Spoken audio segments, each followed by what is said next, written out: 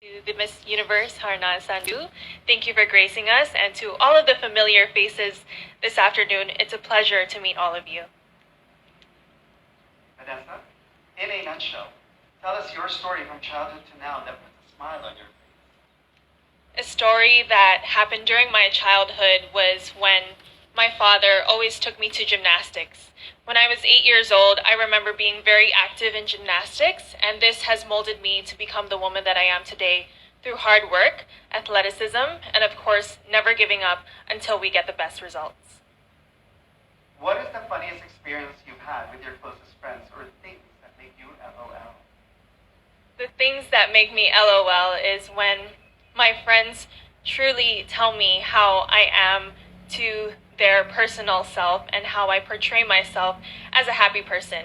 You may see me right now as a very serious person who truly loves to join things and pursue my advocacies, but when my friends really make the point to show that I am actually a very funny person and I can be a very good friend to each and every one of them, that's when I LOL, because I like to take myself really seriously sometimes. Women's health and well-being is a major part of Miss Universe Philippines advocacy this year. How do you encourage women to take a more active role in this advocacy? One of my main advocacies is about women empowerment. And through women empowerment, it starts with proper mental health.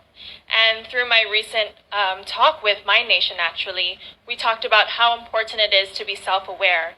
And by being self-aware, we're not only able to progress during these modern times, we're also able to impact through positive change and create a force amongst women that not only progresses us as a whole, but as an entire community. What advice can you give to a young woman for her to become more socially aware and become empowered?